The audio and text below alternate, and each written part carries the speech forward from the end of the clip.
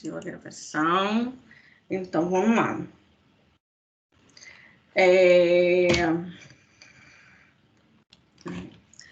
Hoje, continuando, né, a parte do sistema neurológico, nós vamos falar sobre epilepsia, convulsões, né, em relação à diferença, o que fazer quando a gente tem uma pessoa, né, apresentando quais seriam os sinais, quais seriam os sintomas, tratamento, então o que ser feito. O que é, né, epilepsia? Porque às vezes a gente acaba assim confundindo um pouco, né, entre convulsão e epilepsia. A convulsão nem sempre quem apresenta um quadro de convulsão ele faz epilepsia, né? Ele chega a ter quadros epiléticos, né? A convulsão pode ser aquele momento único devido, né, a uma descarga que tem no sistema nervoso, né, nos neurônios, né, de forma desordenada, de forma anormal. E a convulsão, ela vem a ser o quê? Um distúrbio transitório. Então, eu posso ter um quadro de convulsão e nunca mais ter na minha vida, né? Porque a gente tem vários fatores que podem desencadear essa convulsão. E quando a gente fala já em epilepsia, nós temos convulsões recorrentes, né? São várias convulsões, então já significa que a pessoa ela tem uma disfunção, ela já tem, né, uma patologia neurológica, né, que é o quadro de epilepsia, que é uma doença, né? A pessoa que tem, né, crises epiléticas, o quadro de epilepsia. Então, quando eu falo em epilepsia, já é uma patologia, né, diagnosticada, onde se apresenta convulsões recorrentes. E a pessoa que tem convulsão não significa que teve uma vez, duas vezes convulsão, que ela tem um quadro de epilepsia, entendeu? Ela pode ter espaçados, ela não precisa fazer um tratamento específico como a pessoa que tem epilepsia. Né? Então, a gente fala, né, essa etiologia, da onde que vem, o que acontece, né, quando a pessoa faz uma convulsão. A epilepsia, ela é constitucional ou idiopática, né? A causa, né, da epilepsia é de forma idiopática. O que é idiopática? É de forma desconhecida. A gente sabe que tem essa, né, como eu falei aqui, tem esse distúrbio transitório onde tem uma descarga, né, neuronal esparoxística no cérebro, mas não sabe especificamente o porquê que isso acontece. E a epilepsia sintomática, né, ela já tem o quê? Ela te dá sintomas que você tem esse quadro, que você tem alguma doença específica, né, que é, no caso, a epilepsia, né, específica em, como que eu vou dizer? Fugiu aqui a palavrinha, né? Você tem, voltando, a epilepsia, né, que pode ser de forma idiopática, de causa desconhecida, porque ainda não encontrou o porquê, o que acontece, né, com aquela pessoa para ele fazer o quadro de epilepsia, ou a sintomática, que você já sabe, né, quais são os sinais, quais são os sintomas que ele vai estar apresentando e que mostra que ele tem o quadro de epilepsia. Então, a gente tem a sintomática, né? O que seria? Anormalidades congênitas ou lesões perinatais. O que seria isso? Anormalidades congênitas. Já é congênito, né? Em relação a genes, né? Ou lesões perinatais. Geralmente acontece com RNs prematuros, né? Esses prematuros mesmo extremos, que tem asfixia perinatal, que pode fazer hipóxia, né, cerebral quando ele no nascimento, e ele vai ter o quê?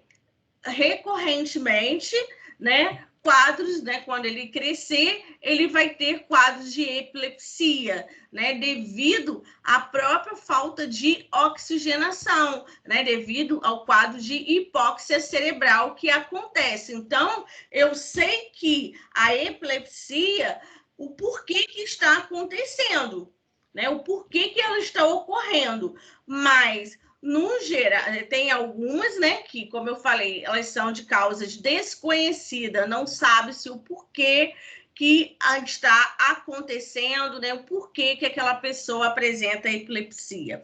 Essa parte aqui de lesões perinatais é a maior parte, né, que a gente tem, a maior proporção, né, de pacientes que têm quadros de epilepsia ou de anormalidades congênitas. Às vezes não apresenta durante, né, essas anormalidades congênitas durante o nascimento, até 1, 2 anos de idade, vai começar a desenvolver mais na fase, né, da adolescência, onde a gente tem muita mudança minha cabeça está boa, não, muita mudança hormonal, né? Então, acaba tendo o quê? Acaba apresentando. Aí fala assim, nossa, mas nunca apresentou enquanto bebê, enquanto criança, né? Não pode ter apresentado ou pode ter tido apenas 1, 2 crises convulsivas, mas durante a fase, né, do crescimento, onde a gente tem essa mudança hormonal, é onde acaba aparecendo muito, né, quando a gente tem de causas congênitas.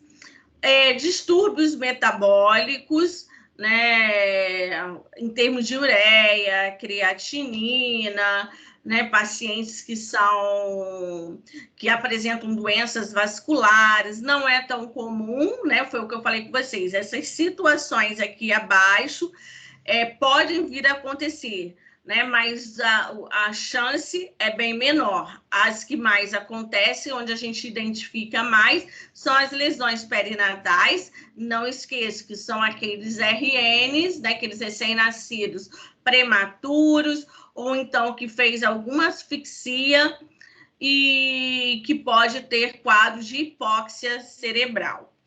Então, trauma também, a pessoa pode vir a apresentar, né, quando tem lesões grandes, né, ela pode fazer quadros faz convulsão e pode fazer a crise epilética posteriormente, quando sai, né, do quadro de trauma. Ele pode ter essa sequela posterior, devido ao próprio impacto, né, que teve cerebral. Pessoas com tumores ou outras lesões expansivas, né? Então, tumores cerebrais acaba também sendo comum, porque você tem uma compressão, né, do sistema nervoso. Aí você tem o quê? Onde você tem aquela transmissão dos neurônios, você acaba tendo aquela compressão. Fazendo a compressão, o tumor fazendo a compressão naquele local, acaba desenvolvendo também a epilepsia. Doenças vasculares, doenças degenerativas. Essas doenças degenerativas são umas que a gente vai começar a falar agora. Parkinson, Alzheimer, demência senil, tudo pode apresentar. E doenças infecciosas, devido à própria causa da infecção, como meningite, Geralmente é mais comum só apresentar a convulsão, mas não quadros de epilepsia especificamente. A convulsão febril, ela é muito comum também acontecer em algumas crianças que já têm até essa propensão, que tem essa desordem, essa desorganização neuronal. Então, assim, porque toda criança vai ter, a gente fala assim, não pode deixar ter febre de 40 graus que vai fazer convulsão. Mas a criança pode chegar a fazer 40, 41, é comum, é normal para ele, mas ele não fazer, né? A gente tem que baixar, sim, com certeza, né? Para poder, porque todo mundo fica com medo, mas a criança que faz, né, essa convulsão febril, a criança que faz essa convulsão febril, ela já tem uma propensão a isso, né? Não são todas as crianças, se fizer febre alta, que vai apresentar, tá? Então, a gente tem que ficar de olho, com certeza, não só a criança, acontece, né, mais em crianças, como eu coloquei aqui, ó, entre 6 meses e 5 anos de idade, mesmo sem infecção, né, intracraniana, mesmo sem ter um quadro de meningite, de encefalite, mesmo sem ter, ele pode estar o quê? Apresentando a febre, né? Com febre, ele pode apresentar essa convulsão febril. Mas é comum, né? Como eu falei, é mais comum na criança, mas o adulto também pode ter, né? Principalmente quando ele tem essa infecção intracraniana. Aqui, né, só mostrando, né, uma imagem que mostra a vocês, né, num eletroencefalograma, né, aqui a gente tem essa desordem. Deixa eu ver, não tem gente querendo entrar, não, tô ouvindo um barulhinho. Agora sim, só um minutinho. Ai, meu Deus, não botei a menina.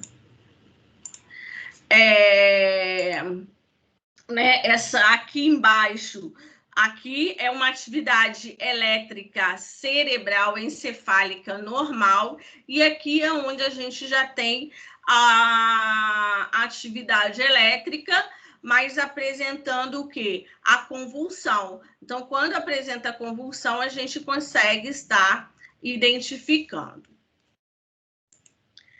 As convulsões generalizadas, né? Isso significa o quê?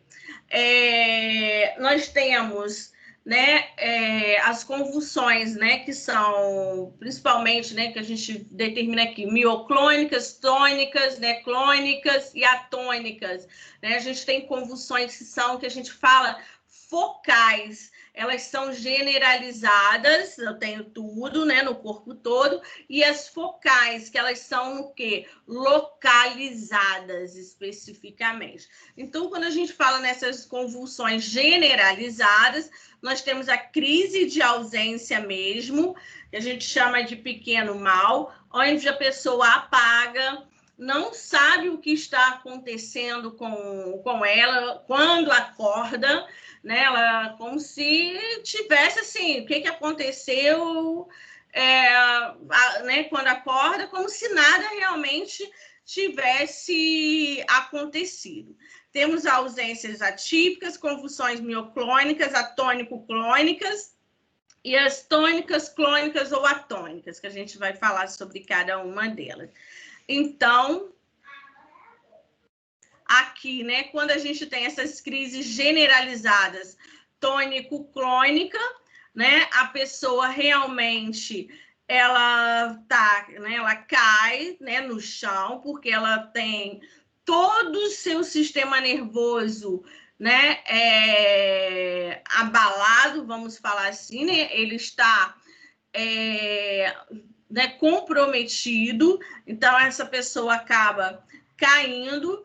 Ela pode apresentar, né, ou melhor, apresenta, porque ela tem sim uma faltazinha de oxigenação cerebral também, né? Não é que vai fazer sequelas, mas dependendo do tempo de crise que ela fica, pode sim ter um quadro de sequela neurológica. Então, ele pode estar, né, apresentando um quadro de cianose, salivação excessiva, né? Ele cai, se você vê que, né, tem uma... Ele fica endurecido, né, com uma rigidez no corpo. Depois ele passa a tal que a gente fala se batendo, né? Ele tem esse movimento de tremor, realmente. Pode e vai apresentar, né? Estou falando pode e vai, porque pode ser que em algum momento algumas pessoas não apresentem, né, naquele momento, né? Mas não vamos falar tudo vai ser, né, 100%. Por isso que eu falo pode, né? Porque pode, a maioria das vezes, 90% acontece, mas alguma pessoa pode fazer parte dos 90% e não acontecer.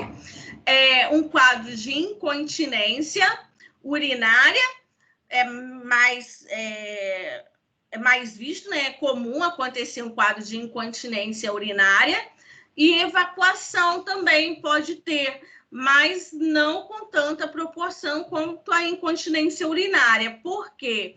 Ele perde o controle dos esfíncter, né? Tanto urinário quanto né, da uretra, quanto da bexiga. Ai, da bexiga não, do ânus, né? Então, do reto. Aí, o que acontece? Ele acaba evacuando ou acaba urinando quando ele faz essas crises, né, generalizadas, que a gente fala tônico-clônica. E depois ele apresenta uma postura como se nada tivesse acontecido até ele acordar, né? Tem uma salivação excessiva e os olhos ficam como se ele tivesse com aquele olhar perdido.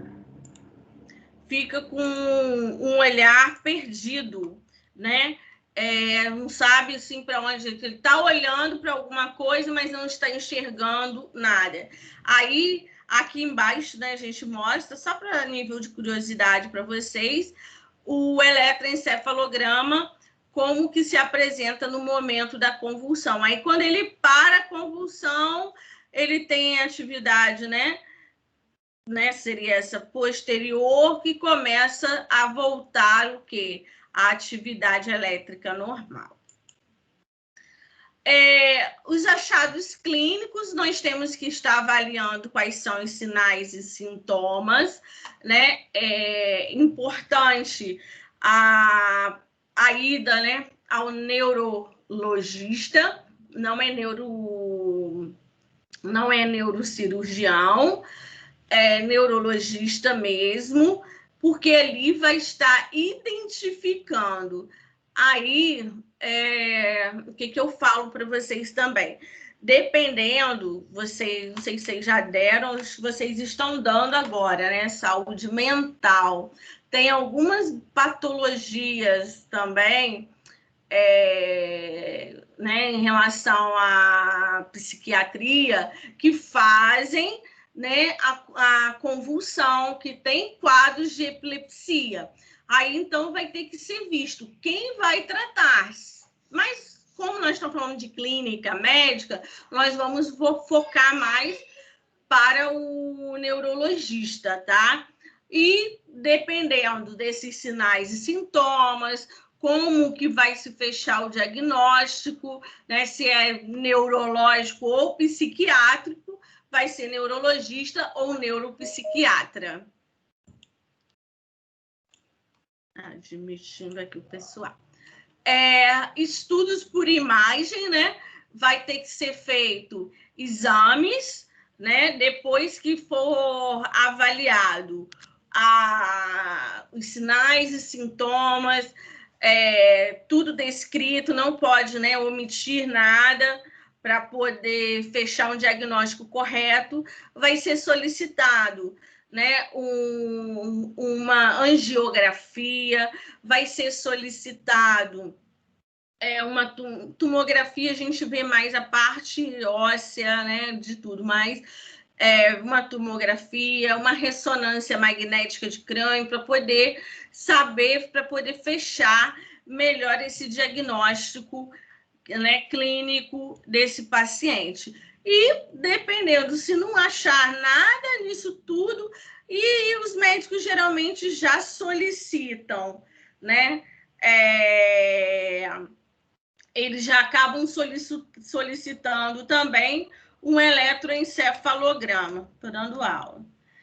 Um eletroencefalograma, né? Junto com esses outros, né? De imagem que eu falei, a ressonância, a tomografia, a angiotomografia também, certo?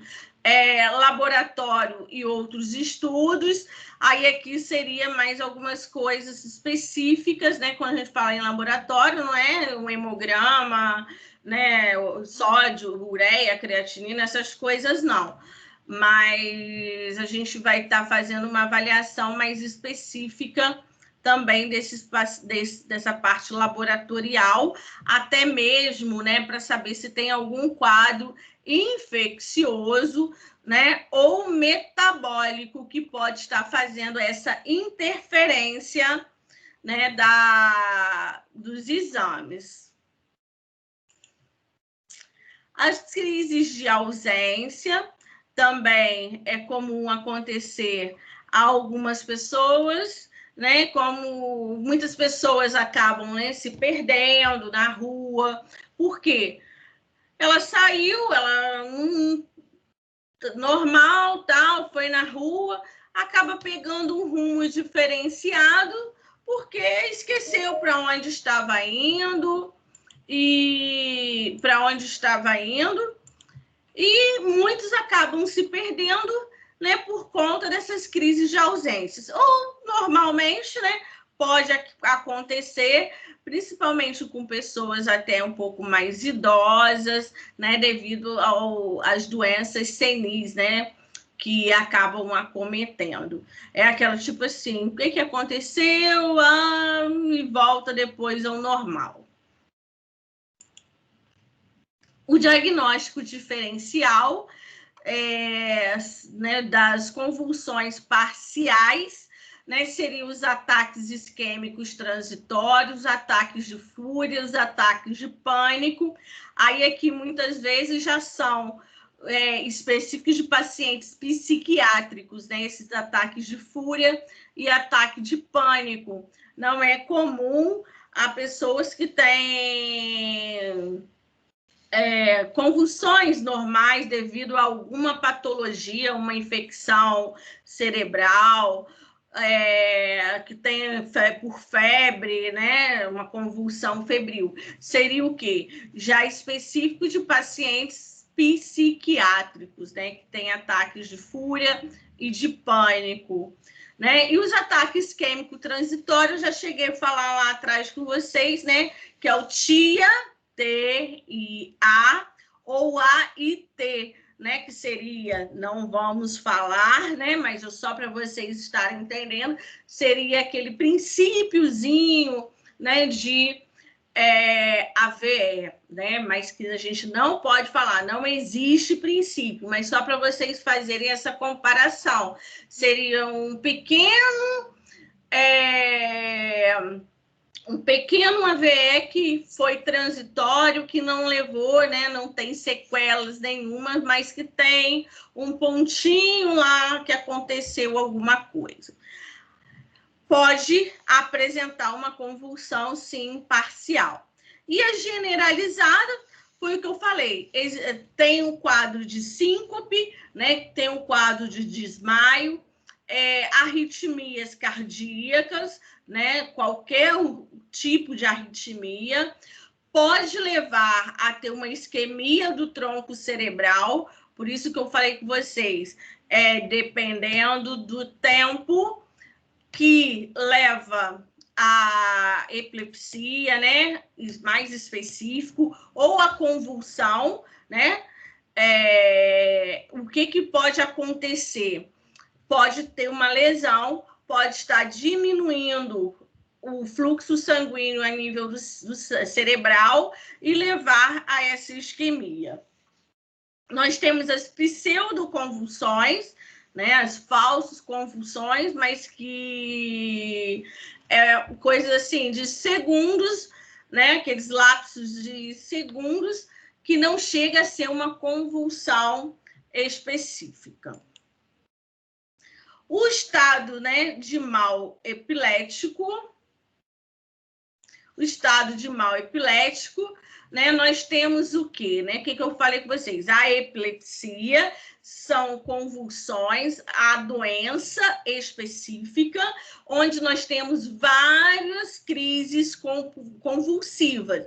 Não é que todo dia vai ter a crise convulsiva, né, a epilepsia, mas você pode ter num período de tempo, de pouco tempo ou um tempo até maior, né, mais espaçado, porque quando foi descoberto a patologia, já iniciou o tratamento. Tem algumas pessoas que têm que fazer esse tratamento contínuo, desde criança, desde que nasceu, né? Porque se for congênito, se for, né, como eu falei com vocês ali atrás, né, de parto mesmo, e ele faz o quê?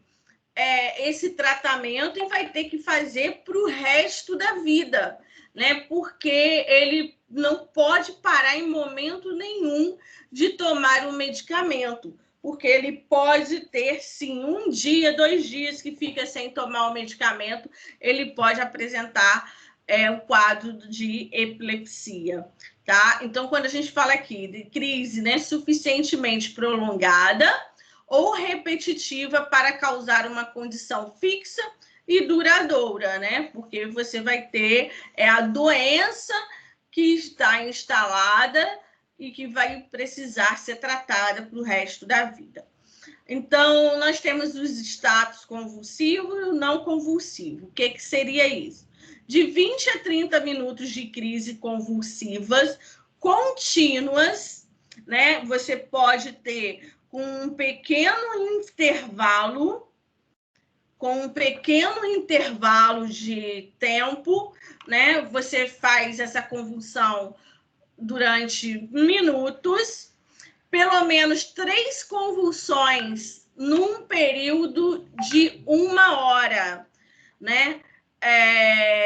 Faz a convulsão, dá aquela melhorada, faz de novo, dá uma melhorada e faz novamente, né? A gente fala naquele período de 1 hora. Nesse caso, tem que ir logo, imediatamente, ser feito medicamentos. Então, o certo é estar levando para onde? Para uma unidade hospitalar, para poder ser feito esse atendimento. A crise convulsiva com mais de 5 minutos, né, de duração, a gente chama o quê? De epilepsia, porque às vezes a gente não conhece a pessoa, né? Ela tá na rua, faz um quadro de convulsão. Aí você fala, será que a convulsão é somente por aquele minuto, por aquele tempo, ou ele já tem um quadro de epilepsia? Se você vê que a epilepsia, que a convulsão está, né, por mais de 5 minutos, você sabe que, como consegue identificar que aquela pessoa, né, ou aquele paciente, ele tem epilepsia, né? Então, quando a gente fala aqui nesses estados convulsivos, né, seria o momento que ele apresenta. E o não convulsivo, nós temos crises não convulsivas sem recuperação entre as crises. O que significa? É uma crise direto. Ele faz durante esse tempo inteiro, né? E fica lá, convulsionando até o medicamento, quando for, né?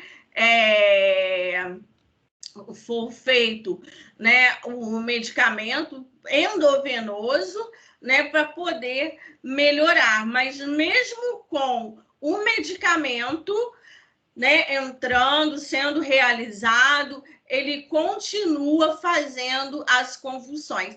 Isso aqui acontece muito com paciente de trauma, né? Porque ele tem uma desordem tão grande que acaba apresentando essas convulsões direto.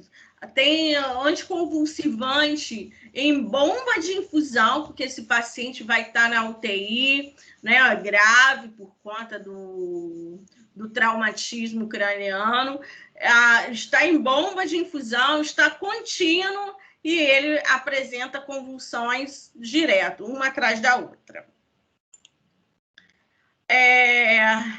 Aqui, né, mostrando a vocês, né, o paciente, né, que eu falei com vocês, ó, numa UTI. Aqui, se vocês observarem, ó, tá com o braço amarrado, vocês verem ele se debatendo, né, por conta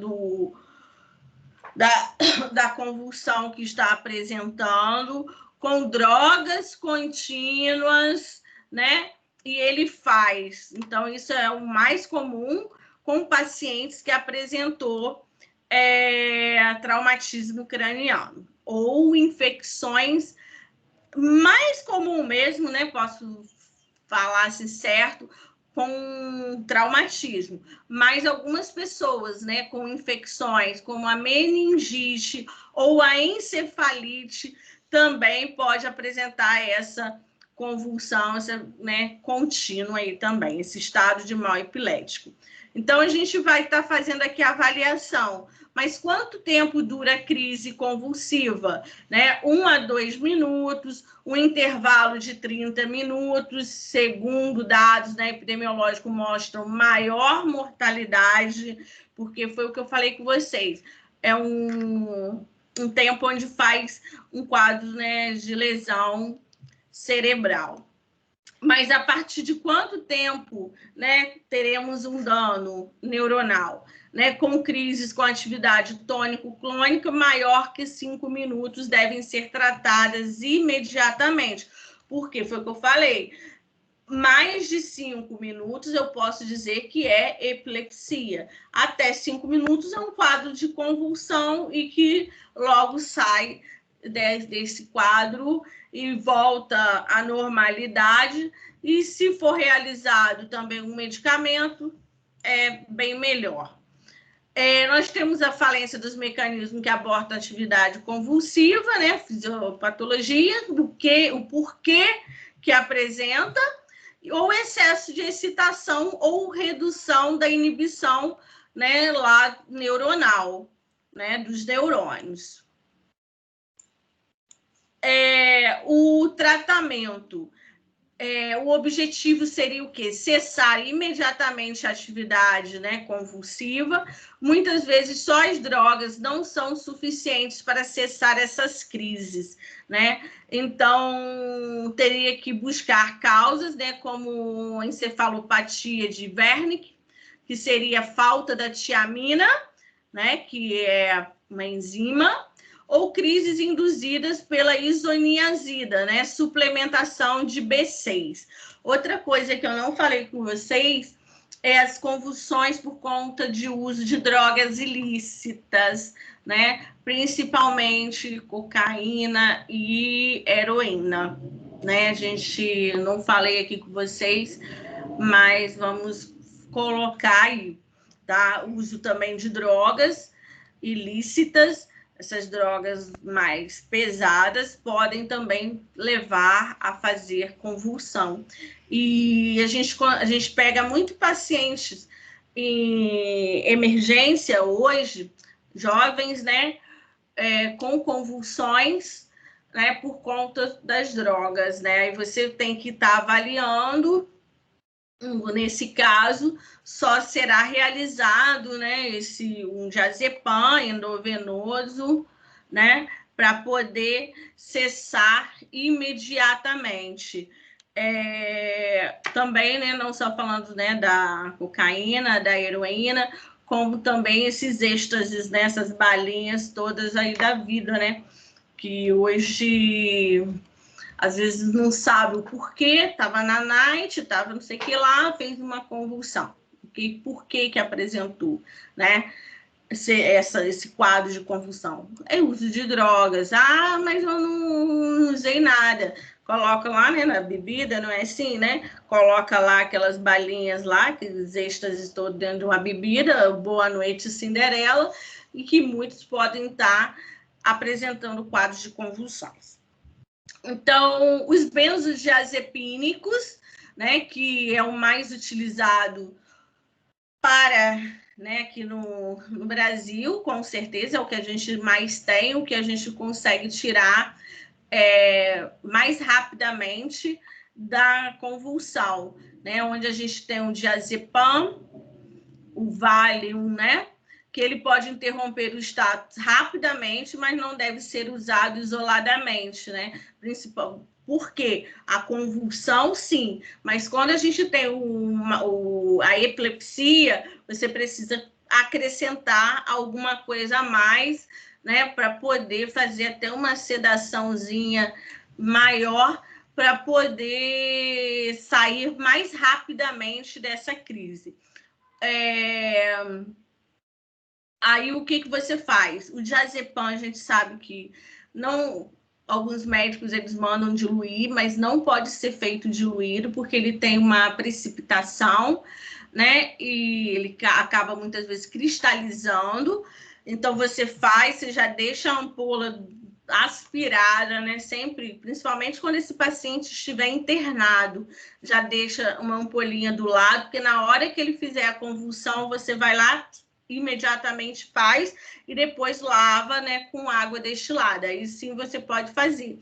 Ou se estiver correndo em bomba de infusão, quando a epilepsia desse paciente, né, está grave, for de forma contínua. A ação é rápida, né, que eu falei com vocês, e fugaz, portanto, exige uma droga de ação longa para evitar recorrência também. O grande erro que tem na prática médica, né, são as doses repetidas sem abordar a causa que desencadeou, né, e sem administração de drogas de longa duração. Porque às vezes você faz lá o diazepam e não sabe o porquê. Fez uma convulsão, só faz o diazepam, melhorou, acaba não investigando o que levou muitas vezes a essa convulsão. Então, e para posteriormente continuar, né, com um tratamento específico. Aí, aqui, né, eu falei com vocês, nós temos a fenitoína, né, que é a mesma coisa que idantal, né? Vocês precisam estar sabendo nomes tanto da droga, né, o nome comercial, que é o idantal, quanto a composição, tá? Então, o que vocês já podem anotar aí, né, de diferente aí que vocês precisam saber em relação a medicamentos. O diazepam, que é o Valium, né? Tem um diazepam comprimidinho, mas na hora da convulsão você não pode fazer comprimido, você tem que fazer o quê? Venoso ou aqui, no caso, intramuscular. E a fenitoína, que é o idantal, que ele é um anticonvulsivante e que muitas vezes, né, o paciente que faz cirurgias neurológicas de tumor cerebral, que faz cirurgias, né, de traumatismo, de AVE, hemorrágico, todos esses pacientes que fazem algum tipo de cirurgia neurológica ou que tem alguma patologia específica neurológica, mesmo não tendo convulsão, vocês podem, né, posteriormente, né, ver principalmente quem trabalha, né, como técnico, tá indo na prescrição lá a fenitoína, o idantal, mas essa pessoa não é epilética, não faz crise convulsiva, mas são patologias que desencadeiam a convulsão. Então, para prevenir, já é colocado o quê? a fenitoína, né, que é o idantal. Vocês não precisam saber desse 15, 20 miligramas por quilo agora não, tá? Isso para vocês hoje não vai fazer diferença, vocês não precisam saber disso não. Mas o que é, né, a fenitoína, o idantal, que são a mesma coisa, eles são anticonvulsivantes e poderão ser realizados para prevenção da convulsão. Já o diazepam, ele é dado quando o paciente...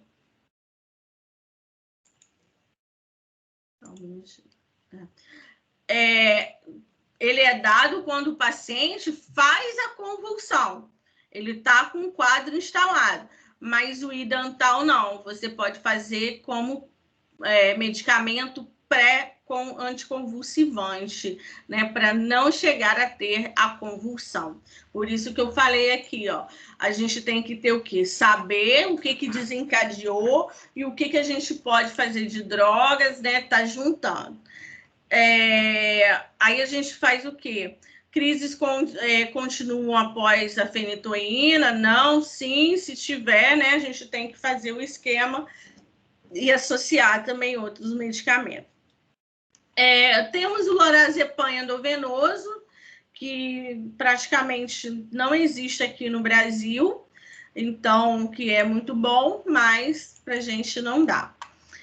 E se a crise, né, ainda continuam após a dose, né, isso já vamos falar de um paciente que está internado, tá? Foi socorrido, estava em casa, na rua, ou que ele já tem, né, e apresentou, ou está dentro do hospital por alguma outra patologia, está fazendo convulsão, ele tem que ser o quê? Sedado e ir para o tubo orotraqueal, né? E iniciar o quê? O fenobarbital, que também é anticonvulsivante, ou o midazolam. O midazolam é o dormonide, que vai fazer uma sedação, né? Até mesmo para saber o porquê que está levando aquele quadro de convulsão. Até porque, aí eu falo, por que esse paciente vai ser sedado? Se ele está tendo crises de epilepsia recorrentes, né, em tempos maiores, prolongados, ele pode fazer o quê? Lesões cerebrais. Fazendo lesão, ele pode fazer, né, ter uma morte até encefálica, ou entrar num quadro de coma devido à lesão que teve.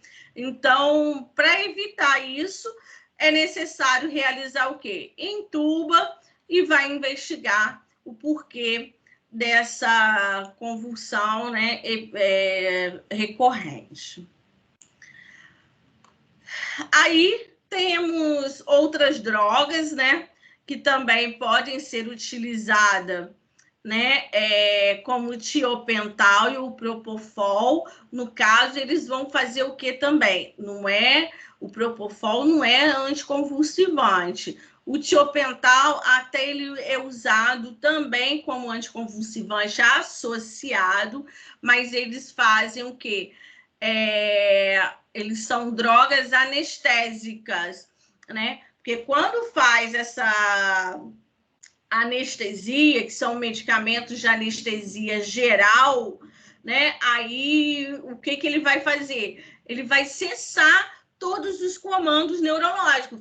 Aí, para isso, o paciente tem que estar o quê? Ser entubado na ventilação mecânica e a droga agindo, porque ele vai agir no sistema nervoso central, ele vai cessar todos os comandos, esse paciente vai parar de respirar, aonde vai estar o quê? Por isso que ele vai estar entubado, onde todos os comandos neurológicos dele vão ser parados de movimento, tudo. É como se fosse né, uma anestesia geral. Ele vai estar sendo sedado, né, que é uma anestesia, né? Como eu falei com você, anestesia geral, ele não vai ter comando neurológico nenhum.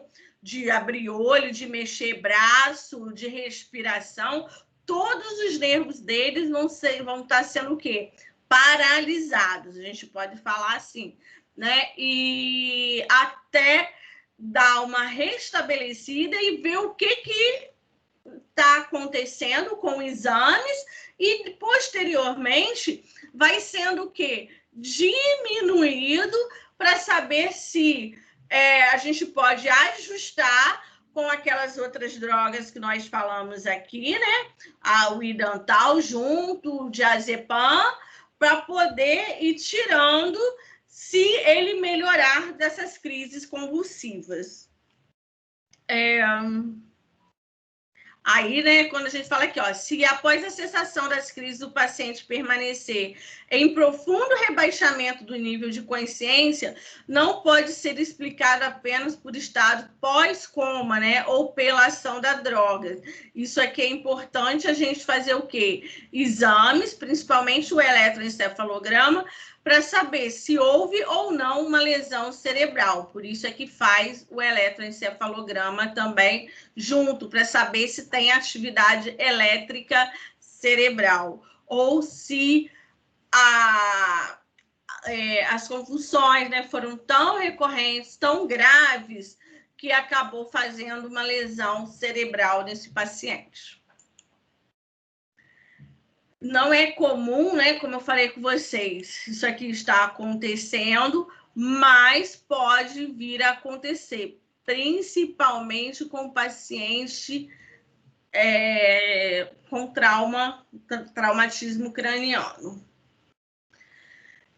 Como que vai ser feito o atendimento na crise convulsiva? Né? A gente fica... principalmente, né, quando a pessoa não tem muita experiência, tem alguém caído no chão, o profissional da área de saúde passa, às vezes, longe porque não tem experiência, não vai saber o que fazer. Primeira coisa que a gente tem que estar fazendo é fazendo a proteção da cabeça, porque a cabeça, devido a ele estar, né, se debatendo no chão, poderá fazer quadros de lesões, né? E provocar um traumatismo, sim. Então, aí a gente fala, mas ele caiu, eu não posso mexer. Você vai ter que avaliar, né? Em relação a isso, né? A gente fala, são as regras básicas, né? De atendimentos até de primeiros socorros, né? Você vai ver se ele caiu, se ele teve alguma lesão, quer dizer, tem uma queda da própria altura, ou se ele sentou e desmaiou, né? Se não bateu no chão diretamente, né? Que a gente fala queda da própria altura, é uma pessoa que desmaia, ele está em pé e ele cai no chão e acaba batendo com a cabeça, podendo fazer o quê? Um traumatismo. Mas se não houve esse traumatismo, né, tudo, mas mesmo assim, em atendimento de primeiro socorro, se vocês observarem aqui, ó, a mão do profissional, né, que é um bombeiro que está fazendo, como que ele está segurando o rosto, né, da vítima, seria dos dois lados, né, então ele vai fazer o quê? Ele vai fazer com que não tenha movimento bruscos, ele vai firmar, vai fixar para ele não ficar, né, se debatendo também. E aqui ele está um pouco lateralizado por conta da salivação que está acontecendo, né? E ele pode apresentar vômitos, então você acaba o quê? Lateralizando um pouco essa cabeça. E outra coisa é você afrouxar, né, a roupa da vítima, cinto, sapato, no caso, casacos, né, o que tiver apertando, você vê que possa incomodar, até mesmo porque se tiver que fazer, né, uma massagem cardíaca, estou indo mais lá para frente, né? Um pouquinho, mas você tem que deixar o quê? Essa vítima né, bem confortável, afastando todos os objetos, né, tudo que está ao seu redor. E uma outra coisa, não, né, que às vezes fala assim, abre a boca, coloca o dedo, né, para a língua não enrolar. Não, a gente não pode fazer isso, porque a pessoa que tem epilepsia, ele, né, crises convulsivas bem mais fortes, ele vai apertar, né, a arcada dentária tão forte que muitas vezes ele vai machucar, cortar a língua, né? Por isso que a gente não pode meter, porque ele tem força, ele pode arrancar o nosso dedo. Ele pode estar o quê? Ferindo os lábios também, né? Mordendo, ferindo os lábios e provocando, né, sangramento. Aí esse sangramento, esse sangue, ele pode fazer o quê? Né, vai estar aqui na cavidade oral, né, devido a apertar tanto, e ele se sufocar com o seu próprio, né, com esse próprio sangue que ele machucou a boca. Então, por isso que é necessário a gente fazer o quê?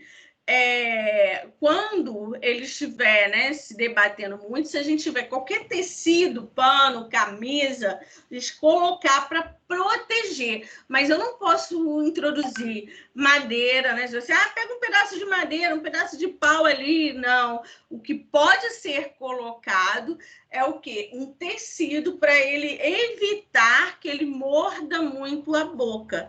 Mas em momento nenhum eu posso colocar dedo, né? Principalmente se tiver muitos dentes, num bebê, numa criança, a gente, num bebê, né, que não tem dentes, a gente até pode colocar.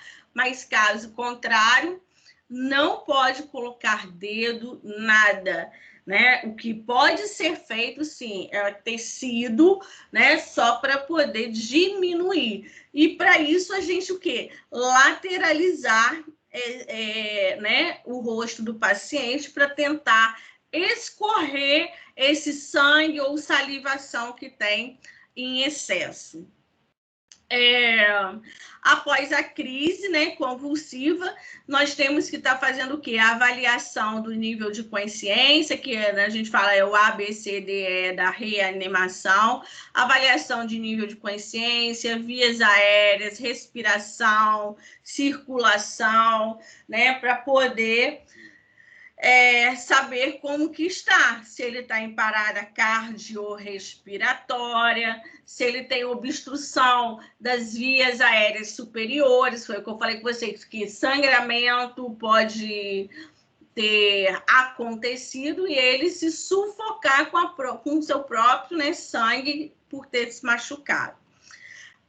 Nas convulsões por febre alta, diminuir a temperatura do corpo, né? Sempre envolvendo, a gente fala aqui, né, com pano embebido, né, por água, mas o certo, a gente nem faz tanto isso. O certo é colocar o quê? Diretamente no banho ou colocar água fria, né, nas axilas, na virilha, né, na cabeça, para poder estar diminuindo. Perguntas, dúvidas aí, que a gente terminamos aqui agora. Então, para pelo menos só fazer uma recapitulação aqui com vocês. Quando eu falo, o paciente tem epilepsia, é uma doença, onde temos o quê? Convulsões recorrentes. A convulsão, ela é uma doença específica? Não, ela pode ser oriunda de alguma convulsão, de alguma patologia, né? A convulsão, a patologia, o paciente pode ter alguma convulsão, como doenças neurológicas, tumores, traumas, né? Pode vir a desenvolver quadros convulsivos, tá? Só para vocês terem em mente isso daí.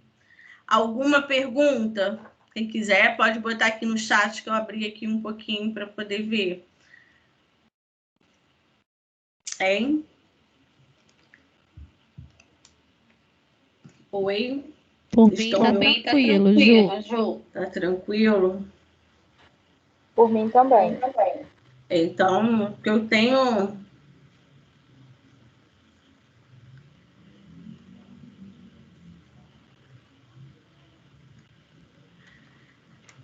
Então, tá bom. Vamos, como diz o outro, vamos metendo o pau então. Vamos lá.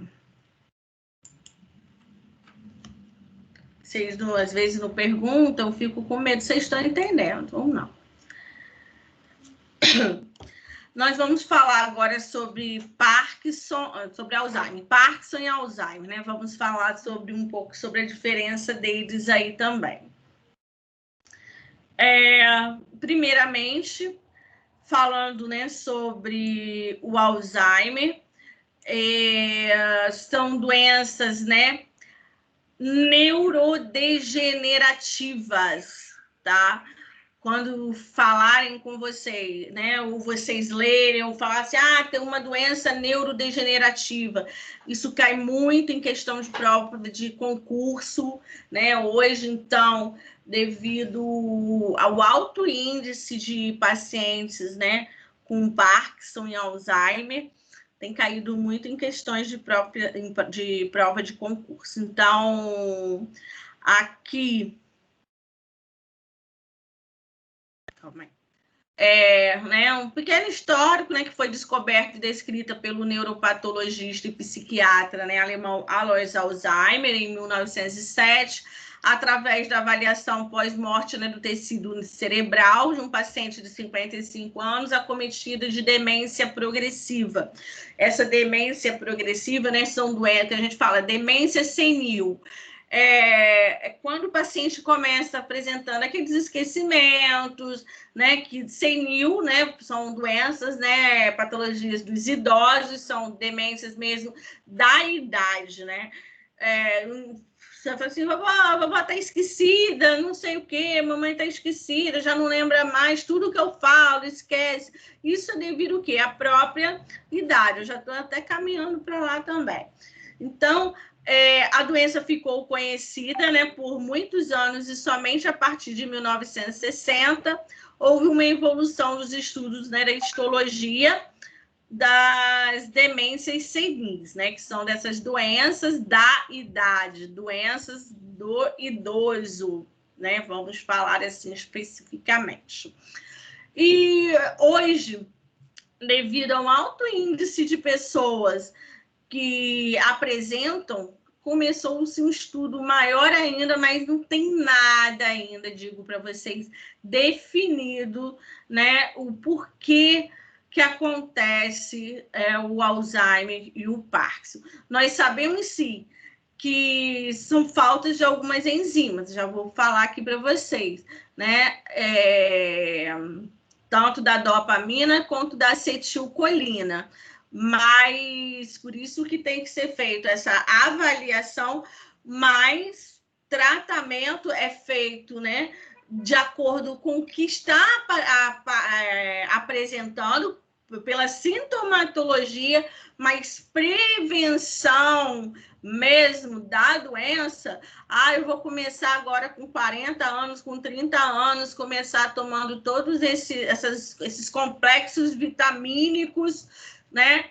Não é que não adianta, é lógico que adianta, você diminui sim, você retarda um pouco mais, mas não significa que você não vá ter, entendeu? Isso porque não se sabe o que realmente leva, né, o Alzheimer e o Parkinson. Então, quando a gente fala, né, o Alzheimer é uma afecção neurodegenerativa progressiva e irreversível. Tanto o Alzheimer, já vou fazendo um comparativo dos dois, tá? Tanto o Alzheimer quanto o Parkinson. Neurodegenerativa progressiva. Ele começa com bem devagar, vai progredindo, vai piorando e a gente não tem como reverter esse quadro, tá? Porque os neurônios, uma vez que eles são destruídos, nós não temos como reconstituir, eles não, né, acabam se multiplicando. Por isso que é irreversível. E de aparecimento insidioso. O que significa insidioso? Ele é lento.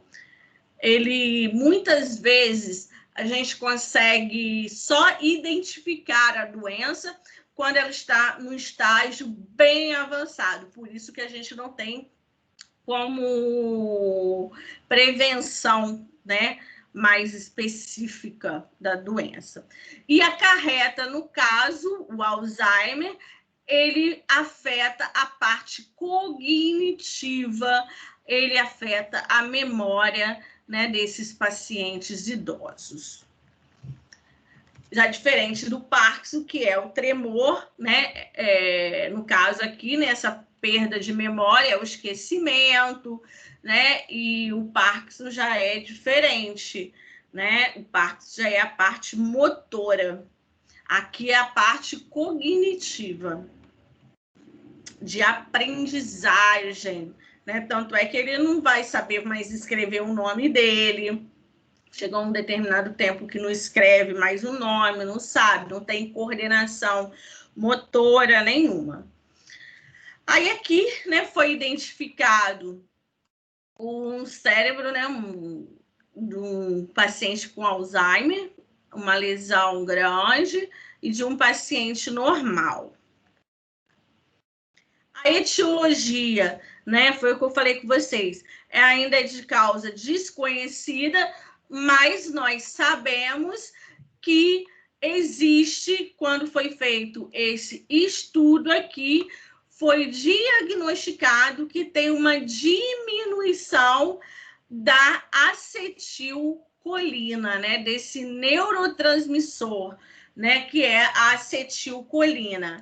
E o Parkinson é da dopamina. Então, isso que a gente sabe em relação a alguns estudos que foram realizados. Aí, o certo é realizar o quê? Uma reposição, né, com alguns medicamentos para não avançar o quadro muito mais rapidamente, né? Então, aí é introduzido alguns medicamentos que tenham a liberação da acetilcolina e do Parkinson, da dopamina. Então, a gente tem o córtex atrofia, os ventrículos eles se ampliam, né? Os neurônios criam mutações que são marcas gerais da doença, porém somente perceptíveis após a morte. O fator, né, genético, ele é considerado atualmente como preponderante na etiopatogenia do Alzheimer, tá? Entre diversos fatores relacionados. Então, a gente pode colocar como genética um desses fatores, mas, né, que só vai ser desenvolvido mais lá na frente. Além do componente genético, foram apontados como agentes etiológicos a toxicidades, isso aqui é importante, a gente está falando, agentes infecciosos, né, algum tipo de infecção mesmo que possa ter apresentado, principalmente a pessoas que trabalham com alumínio e radicais livres de oxigênio, aminoácidos neurotóxicos e a ocorrência de danos em microtúbulos e proteínas associadas. Então, existe algumas pessoas, né, que têm essa exposição por trabalho, né, em locais onde pode ter essa toxicidade, né, e ele pode vir a apresentar. Tanto é que acontece até mais Parkinson, mais o Alzheimer também. Lutadores de boxe, eles levam tanta porrada na cara que acaba o quê, né? Na cabeça, que acaba fazendo danos. Então, esqueci até o nome dele agora, é o Mike Tyson, é o do Brasil. Mike Tyson, eu já até esqueci, olha só, tô falando com vocês. Tem um que tá, acho que não, Mike Tyson, não, nem sei, é um brasileiro, sei lá, o nome dele, né, que tá internado, tá com Parkinson, Alzheimer, mas geralmente a maioria deles apresentam, né, devido ao próprio trabalho. E aqui, né, por isso que algumas pessoas, de acordo com o seu trabalho, ele tem uma exposição menor, né, por conta dessas intoxicações e poder fazer posteriormente, e tem que ser controlado, né? Por isso que hoje a enfermagem, né, a medicina do trabalho, ela está exigindo muito por conta das exposições a alguns agentes ou químicos, físicos ou biológicos que podem interferir no aparecimento do Parkinson e do Alzheimer. A fisiopatologia, né, da doença, temos o hipocampo, núcleos de base, são as estruturais mais gravemente envolvidas, seguida pela degeneração, tanto anterotemporal quanto parietal e frontal. Então, por isso que tem algumas coisas mais específicas, né, de movimentação, em termos de movimentação, em termos dessa parte cognitiva mesmo, né, devido à localização. Aqui foi o que eu acabei de falar. Aqui mostra, né, a atrofia. Vocês veem a atrofia, né, a diminuição, ó, dos ventrículos. Aí é onde aparece, né, nessa parte da linguagem e da memória. Se vocês observarem, olha aqui a deficiência, ou melhor, deficiência não tem nada. Ó. Aqui esse preenchimento, ó, o preenchimento aqui da acetilcolina na área da nossa linguagem, ok? E olha aqui, não tem nada, ele está todo o quê? Destruído. E da memória, aqui é a mesma coisa, olha o preenchimento, e aqui a gente está sem nada. Então, esses sulcos aqui, ó, eles estão todos, né, como se tivessem danificados. Então, por isso que a doença afeta tanto mais a linguagem quanto a memória. E isso foi o único estudo realizado que pôde se observar. Aqui nós temos os ventrículos, né? Ventrículo cerebral, onde a gente tem a produção maior ainda, né, do licocéfalo raquidiano. Se vocês observarem a extensão, como fica quando tem essa atrofia.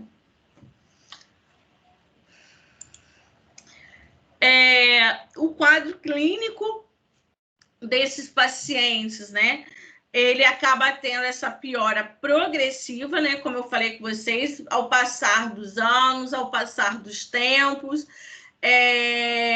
de forma, né, gradual, contínua, sempre vai tendo uma piora.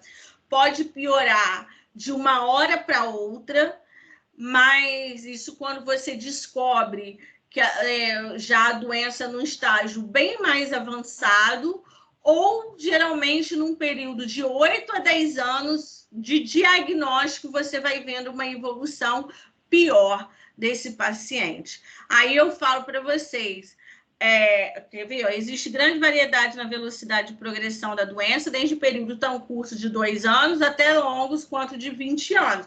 Isso pode acontecer normal. A pessoa ela não morre de Parkinson e não morre do Alzheimer. Ela morre devido que as complicações que possam vir a aparecer posteriormente, ou que vão aparecer posteriormente. Não é a doença que vai levar à morte, né? O óbito daquele idoso. É o quê? As complicações, infecções urinárias. Aí ele começa fazendo recorrentes AVEs, né, isquêmicos, né, e isso tudo pode piorar, sim, o seu quadro. Aqui no Alzheimer nós temos 3 estágios, que é a fase inicial, a intermediária e a fase avançada. Quando se descobre aqui, beleza, só que muitas vezes não acaba sendo descoberto aqui, muitas vezes já é nessa fase intermediária para a avançada. Por que isso? Porque você acha que a doença, né, o esquecimento é normal de um paciente idoso. Então, muitas vezes, a própria família ou o próprio paciente não aceita que ele está com a doença. Aí ele começa o quê? Quando está nessa fase avançada, é que a família acaba buscando o quê? Alguma alternativa de tratamento. Aí aqui, tá um pouquinho pequeno, deixa eu aumentar aqui para vocês visualizarem mais. Na fase, né, eu gosto muito de estar falando isso aqui, até mesmo porque nós temos, né, dentro da nossa própria casa, né, pessoas idosas e que a gente tem que estar alerta, temos que estar atento a esse estágio clínico, né, das fases da doença.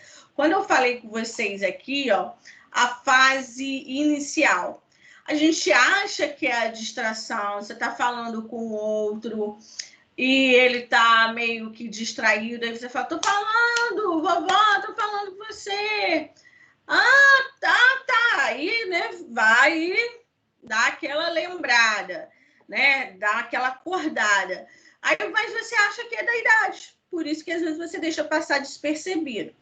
Ou por conta da própria audição, às vezes, né, a pessoa está com a acuidade auditiva diminuída e pode estar distraído, né, no ouvir, você acha que a cabeça está meio que voando. A dificuldade de lembrar nomes e palavras, olha aí, eu estou me encaixando nisso daí, né? Então, dificuldade de lembrar nomes e palavras, né? Fala assim, o que eu estava falando mesmo? Ai, esqueci o nome daquela planta, né? Ai, daquela comida. Então, sempre alguma coisa assim. Um esquecimento crescente. Começa esquecendo uma coisa ou outra. Mas quando chega nessa fase aqui intermediária, você já viu que já está bem mais avançado. Dificuldade para aprender novas informações, desorientação em ambientes familiares. Vocês já observaram, alguém já observou quando fala assim, um idoso, ai, é muita confusão na minha cabeça, eu não aguento ficar aqui, eu estou confusa, ai, eu quero ir embora para casa. Isso aí já é o início, né, uma fase inicial da doença. Lapsos pequenos, né? Aí a gente não julga, né, característicos de comportamento, redução das atividades sociais dentro e fora de própria casa. Ai, não aguento, não traz mais essas crianças aqui não, que as crianças fazem muito barulho, ou então fala o quê? Ai, eu não vou não, é muita gritaria, muita confusão, já não quer, ele já começa a estar o quê? A se isolando. Isso aqui é a fase inicial. Aí você acha que a pessoa está um pouco rabugenta, né? Ai, não quer fazer nada também, não sei o quê. Por isso que aí essa fase inicial a gente costuma a não levar muito em consideração, porque a gente acha que é porque está ficando velho, mas não é por conta da doença, entendeu? Por isso que a gente acaba não diagnosticando aí. Aí a fase intermediária, você já começa assim, nossa, a pessoa está perdendo, né? A vovó está lá, está com a memória muito ruinzinha, chama a gente de tudo em qualquer nome para chegar ao nosso nome, né? Começa que a gente fala essa deteriorização das habilidades verbais, como é que fala, né? E tem uma variação da fala, pode estar uma fala um pouco mais arrastada, apresenta alterações de comportamento, frustração, impaciência, inquietação, agressão verbal e física, né? Pode estar inserido nesse contexto. Quando chega aqui na física, é bem pior, né? Alucinações e delírios, incapacidade para convívio social autônomo, perde-se com facilidades, tendência ao fugir, né, e perambular pela casa, foi o que eu falei com vocês, ó. A pessoa, né, que tem esse lapsozinho da memória, né, ele sai e esquece, né, por isso que muitos idosos acabam se perdendo também. Inicia a perda do controle da bexiga, né, dos esfíncter urinário, foi também como eu falei, né, lá atrás, mas aqui ele já não consegue, aí ele já entra o quê? Num quadro de incontinência urinária, aonde ele já começa o quê? A usar fraldas geriátricas, né, já piorou, por isso que quando a gente entra nessa fase intermediária, a avançada é onde a pessoa vê que tem o quadro da doença realmente instalada. A fala torna-se monossilábica, né? Não tem aquela frase, né, maior, ele já costuma parar de falar, então aqui é bem avançado, onde ele está acamado, né, pode apresentar delírios, transtornos emocionais de comportamento, perda do controle da bexiga e do intestino, piora da marcha, né, que tem ao andar, ele fica mais sentado ou está mesmo acamado, tem um enrijecimento das articulações, aí já tem que fazer o quê? Fisioterapia, fonoaudiologia, porque ele não consegue já deglutir corretamente, né? Alguns alimentos ele já começa a apresentar o quê? Engasgo. Aí ele se engasgando, ele vai apresentar o quê? Pneumonia por broncoaspiração, aí vai ser internado, aí começa aquelas complicações todas que a gente viu lá no início. E se ele, né, não conseguir mais se alimentar por via oral, tem que passar o quê? Sonda enteral, sonda nasogástrica e até mesmo fazer uma gastrostomia, né, para poder diminuir o risco de broncoaspiração, porque ele não consegue se alimentar mais corretamente. O diagnóstico clínico, né, como eu falei, além do prejuízo, né, da memória, da linguagem, então toda a parte cognitiva vai estar afetada, ok? Aqui pode ser feito para exame complementar, né, um quadro de ressonância magnética ou tomografia axial computadorizada, mas você não consegue diagnosticar, assim, isso aqui no caso são exames mais, né, ressonância bem mais avançados, que você vai ver alguma parte, né, atrofiadas, mas não significa que você consiga ver o diagnóstico especificamente. Aí nós temos os 3 diagnósticos: possível, provável e definitivo. O possível, quando você só vê aquela parte o quê? Dos sinais e sintomas. O provável, quando você já vê vários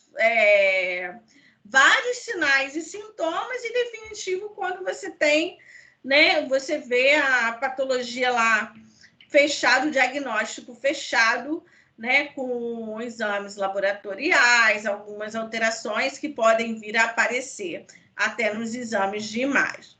Tratamento para esses pacientes, né, foi o que eu falei, não tem cura, não tem melhora, você vai ter que fazendo o quê? Tratar o que for aparecendo.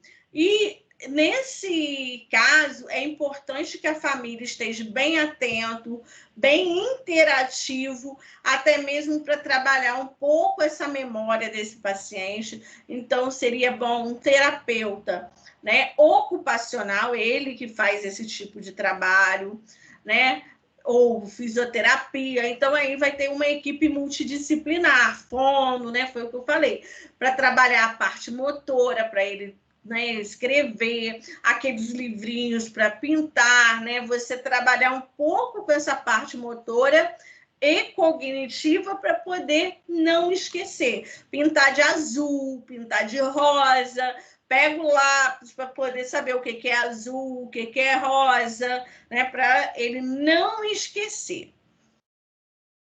Tratamento medicamentoso pode ser definido, né, como terapêutico, como abordagem profilática, como tratamento sintomático, são os sintomas que estão aparecendo, e alguma terapêutica complementar, são algumas vitaminas, alguns medicamentos, mas como eu falei para vocês, não tem cura, então não tem medicamento, nada para melhorar isso daí.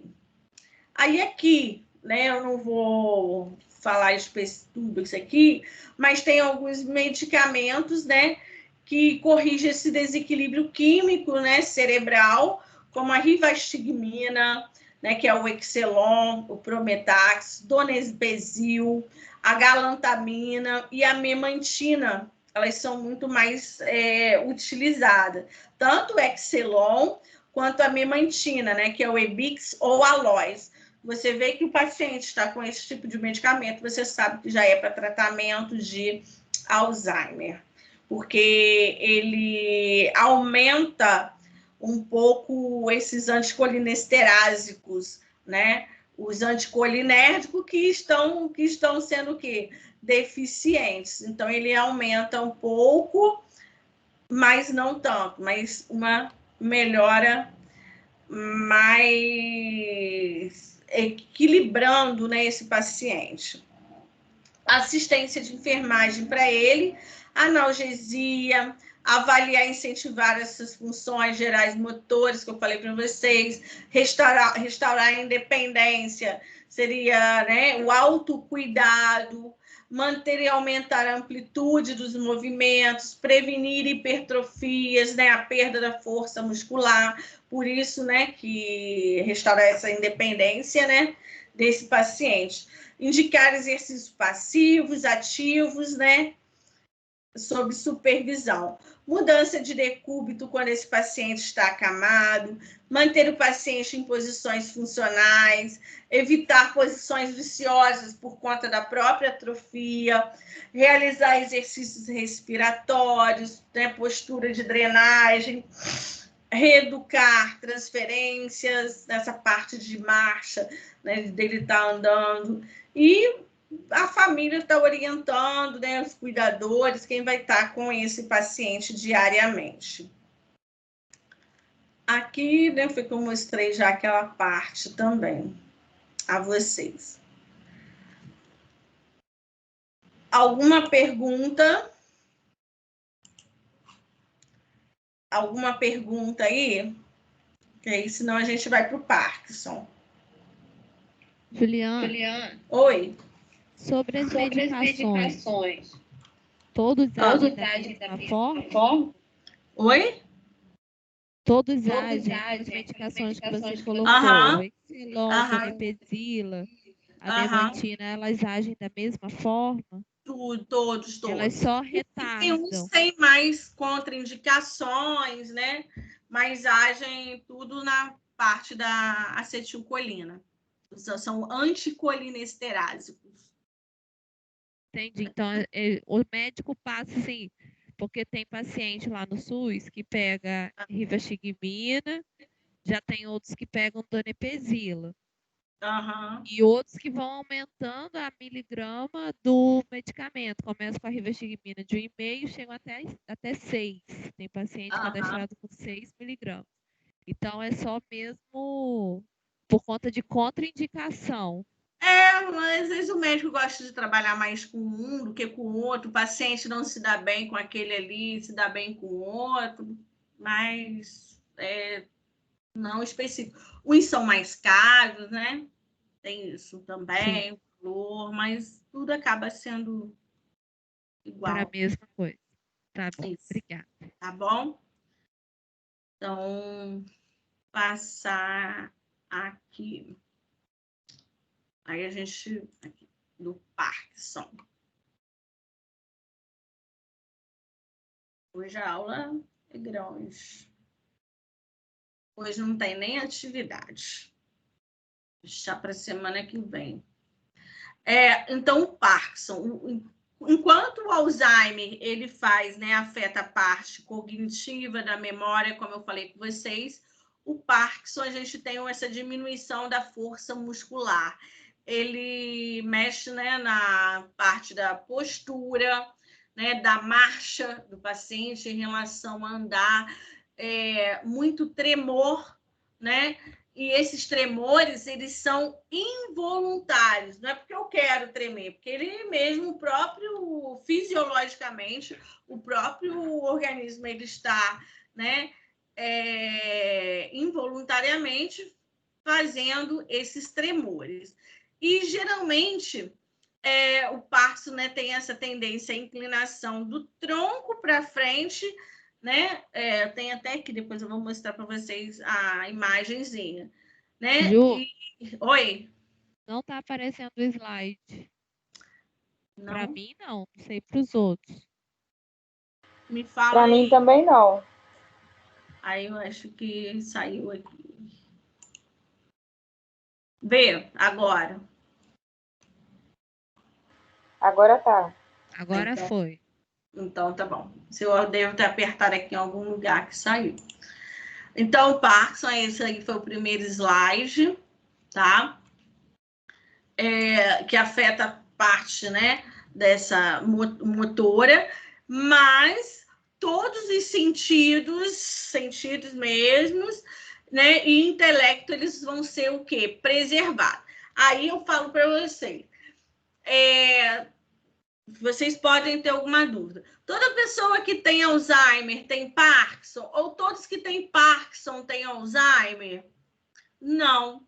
Mas, geralmente, eles acabam se associando, né? Aí a pessoa tem Parkinson e Alzheimer, mas não são todos que têm, né, essa junção. Mas, no final, ele acaba tendo. Por quê? São doenças neurodegenerativas. Foi como eu falei, lá no Alzheimer eu tenho a acetilcolina e aqui eu tenho a dopamina. E eles acabam diminuindo e acaba a pessoa tendo as duas coisas ao mesmo tempo. Mas o início das doenças é uma coisa ou outra. Já na fase, né, avançada, acaba tendo as duas, tá? Epidemiologia, o Parkinson, olha, associações com vida rural, ingesta de água de poço, cultivo de vegetais, exposição à polpa de madeira e pesticidas, eles estão ainda sob interrogação, mas faz parte, sim, de riscos, né, de que podem levar posteriormente a desenvolver o Parkinson. Aí foi o que eu falei, anatomicamente, né, nós temos a diminuição da dopamina, que é, né, proteína neurotransmissora, ela vai estar reduzida, e onde tem a degeneração desses neurônios, né, que eu falei para vocês, que acabam não se regenerando. Aqui, na maioria dos casos, né, a doença do Parkinson ocorre devido a alguns fatores externos que desencadeiam a morte dos neurônios, né, mais produtores de dopa. Isso aqui para a gente não é tão aqui importante, não. Dá para a gente passar aqui. Aqui também não, porque tem algumas coisas que a gente tem que... aqui, agora. A etiologia da doença, né? Ela pode ser de causa genética, igual ao Alzheimer, tóxicas, né, sobre toxinas exógenas ou endógenas, como seria aqueles casos, né, de intoxicações que nós falamos ali. Por isso que eu falo com vocês hoje, a vigilância do trabalho tem que ser muito grande, principalmente pessoas que trabalham com riscos, né, que podem vir a ser desenvolvidos. E estresse também oxidativo, ou de causa idiopática, que seria algum fator desconhecido. Quais são os sinais e sintomas que esse paciente acaba apresentando? Tremor em repouso, porque se ele estiver fazendo alguma atividade física, se ele estiver pintando, se ele estiver escrevendo, numa fase ainda não tão avançada, esse tremor acaba desaparecendo, né? Tá lavando a louça, não tá fazendo tremor, né? Você observa que ao realizar qualquer atividade, ele não está tremendo. Mas algumas pessoas você começa a observar a doença, que tudo que ele pega ao lavar a louça cai, foi pegar água, o copo caiu, ele não tem aquela o quê? Firmeza, né, das mãos. É a primeira coisa que a gente começa a identificar na pessoa que está com Parkinson.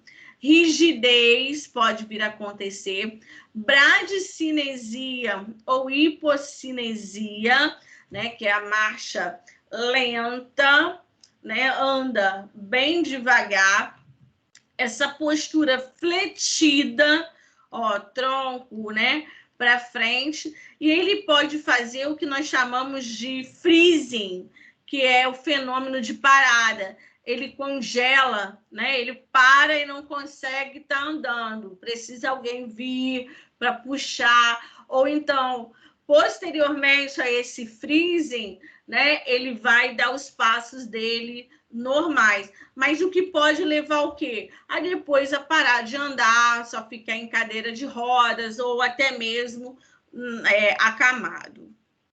Então, ó, tremor acontece 70% dos casos do paciente, então é a primeira sintomatologia mais clássica, né, da gente estar identificando que o paciente, a pessoa está com Parkinson. É o tremor, né, principalmente dos membros superiores, né, e é comum nos lábios, queixo e língua, né, aquele movimento, aí aqui já está num estágio um pouco mais avançado. E o que a gente fala contar moedas é aquele movimento repetitivo com as mãos, que ele fica assim, ó, tá? Ó, como se estivesse contando moeda aí. E durante o sono, esse tremor, ele desaparece. A rigidez, foi o que eu falei com vocês, né?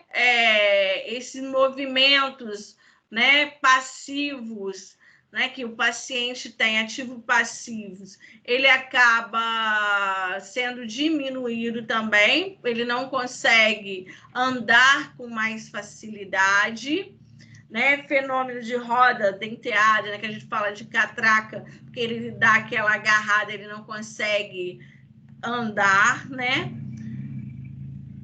A bradicinesia, que é a lentidão dos movimentos mais lentos, né? Lentidão dos movimentos.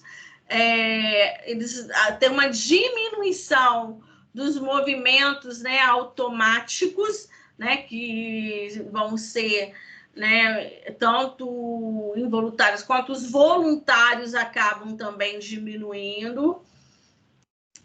Diminuição da parte facial em relação à da risada, a musculatura acaba travando também um pouco, de piscar, né?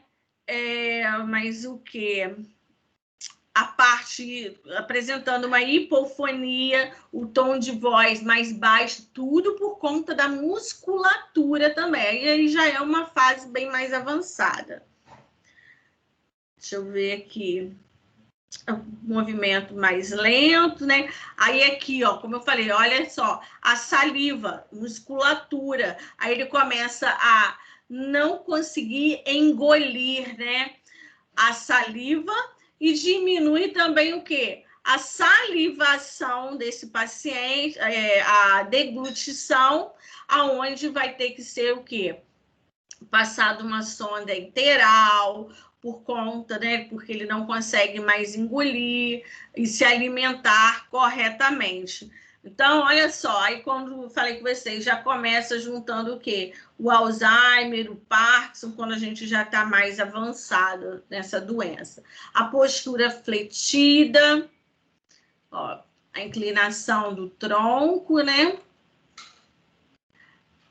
Perda dos reflexos posturais, tudo que a gente já vem falando, acaba puxando aqui para a mesma coisa. Riscos de quedas, a gente nem precisa falar, então é um ponto importante que a gente tem que colocar nesse risco de queda, por isso que temos que ter as adaptações desses em relação ao espaço físico, né? Seriam de andadores, aquelas barras de apoio, isso é importante, né? Porque com o tempo vai piorando e ele tem que ter o apoio no banheiro, né? Num quarto, num corredor. Aqui, gente, são coisas que estou passando aqui, algumas coisas que realmente a gente, senão acaba ficando repetitivo. Aqui, né, como é feito o diagnóstico do Parkinson? Anamnese mais exame neurológico, foi o que eu falei, não existe um exame específico, né, para diagnosticar, né, tomografia, ressonância de encéfalo, assimetria no início dos sintomas, presença de tremor em repouso e boa resposta à terapia dopaminérgica, que são alguns dos medicamentos que podem ser realizados. O PET scan, ele é um exame extremamente caro, ou o SPECT, mas geralmente é feito o PET scan, extremamente caro, não é feito pelo SUS nem nada, só mais particular, e pode avaliar, detectar algum, né, caso sim, né, mostrar o que se pode estar com alguma dessas deficiências aí. Então, mas num caso bem mais avançado, aí também não temos como se, vai fazer em todo mundo? Não tem condições. Uns fazem, outros não. O diagnóstico é o possível, provável, definitivo. O possível é quando a gente tem uma daquelas características, né, que são mais específicas. Ou tremor, a rigidez ou a bradicinesia. Esses 3 sintomas, eles são que a gente chama de sintomas clássicos, tá? Para um diagnóstico possível, eu tenho que ter um desses 3 sintomas. Provável, eu tenho que ter um desses 2 sintomas e definitivo os 3. Então, está num quadro, né, mais avançado ainda. Tremor essencial da cabeça pode vir a aparecer. Esse diagnóstico, né, de tremor, a mão, você começa a avaliar, né, que não tem condições mais de escrever, de assinar documentos. E 80% desses casos tem uma boa resposta ao uso do propanolol ou primidona, né, que pode diminuir esses efeitos, né, de tremor. Aqui, ó, né, mostrando, ó, você vê a escrita como piorou, né, desse diagnóstico diferencial, né, você pedir, solicitar isso aqui, o terapeuta ocupacional trabalha muito com isso aqui para ver se ele consegue realizar algum desses desenhos. E esse diagnóstico aqui em relação ao diagnóstico diferencial, o Parkinson medicamentoso, você vai entrar com o que ele apresenta. Ó, os neurolépticos, que seriam os anticonvulsivantes, o antiemético, porque ele não está se alimentando corretamente, está apresentando vômito, né? Então, antivertiginosos, que seriam, né, por causa de vertigem, né, tonteira, labirintite, né? Então, é o que está aparecendo a esse paciente. Alguns, né, Parkinson induzido por toxinas, manganês, metanol, etanol. Então, pessoas que trabalham em postos de gasolinas, né, o cheiro pode vir a desenvolver, chumbo. E algumas infecções, o HIV, tuberculose, sífilis, pode apresentar também com o tempo. Foi o que eu falei aqui, ó, a demência, né, pugilística. Eu não tinha lembrado esse nome também. A demência pugilística é o que acontece com os lutadores de boxe, que apresentam Parkinson e Alzheimer, né, por fazer convulsões, né, por essa perda de memória, né, que seriam os sinais piramidais e cerebelares, né, que ele apresenta, né, devido a tantas pancadas, né, o traumatismo que é acometido. Demência, incontinência urinária, tudo que eu falei aqui com vocês. O tremor, aí só vai o quê? Ah, não, isso aqui, né, é algumas pessoas que têm algumas doenças que podem levar o tratamento com levodopa, né, é o tratamento mais específico, né, que é um precursor da dopamina, então, que aumenta um pouco a concentração da dopamina, não é que vá repor, ele vai manter o que tem ali, né, não tendo essa diminuição. Alguns medicamentos também, que é o seleginina, né, o NIAR, é mais utilizado, vocês vão ver, é mais comum. Por que eu estou falando desses medicamentos? Porque numa prescrição médica é importante você saber o que o paciente está tomando e para que serve aquele medicamento. Então, por isso que é importante vocês saberem algum desses medicamentos que a gente está falando aqui. Aqui para vocês, essa parte aqui não tem tanta importância, não, tá? Essa parte aqui de esclerose múltipla, eu deixo para falar semana aqui. Não, um pouquinho. A esclerose múltipla, vamos terminar aqui, ela é pouquinha também. É o que a gente chama de ELA, né? Doença esclerose múltipla amiotrófica. É uma doença, né, que acontece um processo autoimune, né, que é uma doença desmielinizante, né, progressiva também, imunomediada do sistema nervoso central. Também não se sabe o porquê, né, acontece, a causa, né, mas existe uma predisposição genética onde vai ter o quê? Essa desmielinização, essa destruição, da bainha de mielina. Então, quando a gente tem essa doença, né, que é essa doença desmielinizante, é a esclerose múltipla. Ela geralmente inicia-se dos membros super inferiores e vai subindo, né, fazendo uma paralisação de toda a parte muscular do paciente. Por último, né, chega a parte respiratória, músculos respiratórios. Esse paciente ele fica lúcido, dependente da ventilação mecânica, onde ele vai fazendo várias complicações, né, até também levar à morte. Isso está acontecendo há tempo, né, mais casos com pessoas jovens, né? Jovens que eu estou falando, não é 30, 40 anos, não, mas 50, 60 anos está tendo, né? Estão desenvolvendo mais a esclerose múltipla, tá? Porque esses nervos, nessa parte muscular, esses nervos acabam sendo inflamados, aí vai afetando a parte neurológica muscular desse paciente. Ele começa com fadiga, depressões, fraqueza, dormências, né, dificuldades na coordenação motora, né, parte de equilíbrios. Por isso que eu falei com vocês, muitas doenças inflamatórias, né, acabam levando à esclerose múltipla.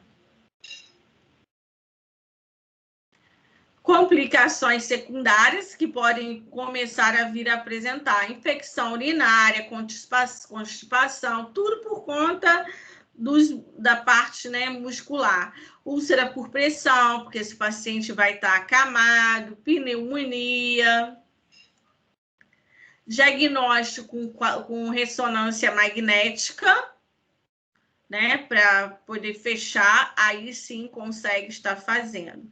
E o tratamento para esse paciente é o que for aparecendo também de sintomatologia e uso também de corticoides para diminuir essa inflamação, né?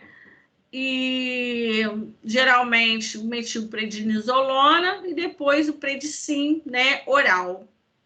E o interferon, que ele é mais conhecido e mais utilizados também. Aonde tem o quê? Essa mobilidade física prejudicada, né? Por isso que esse diagnóstico de enfermagem aqui, eliminação urinária prejudicada e, consequentemente, acaba prejudicando também, né, tendo uma disfunção sexual. Hoje nós falamos bastante.